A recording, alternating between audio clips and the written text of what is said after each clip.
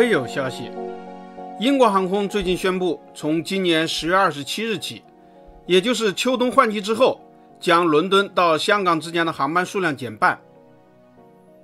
伦敦与香港历来联系紧密，现在英航在两地之间每天有2个航班，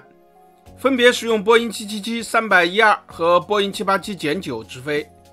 现在还不清楚调整之后会安排什么机型。英国航空将航班减半的原因归结为无法使用俄罗斯空域，导致燃油消耗增加。但有分析认为，这个理由实际上不太充分，因为从伦敦到香港绕行高加索地区的成本并不高，而且在该航线上只有国泰航空与英航竞争，国泰同样也是不使用俄罗斯领空。换句话说，竞争是公平的。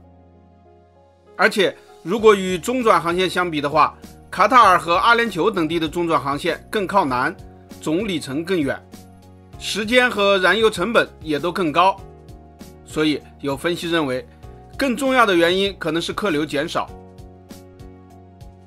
国外的航空公司大都是私营企业，往往只看重经济利益。事实上，在英航减班香港之前，澳洲航空已经调整了中国市场的航班。英国维珍航空在停飞香港之后，最近也宣布秋冬换季不再飞往上海。这条航线运营了25年之久，现在也要关张了。香港与伦敦都是国际金融中心，此前高端旅客非常多。在2018年前后，仅国泰航空每天就有3个航班结伴直飞伦敦，最多时达到过每天5班。与之对应的是，英国航空疫情前长期使用空客 A380 直飞香港，两地客流的密集程度可以想象。但是由于香港客流逐渐变化，大量的高端商务旅客流失，同时一些中转乘客也开始选择新加坡。此外，澳洲航空逐渐增加了欧洲直航，也带走了一些顶尖客人，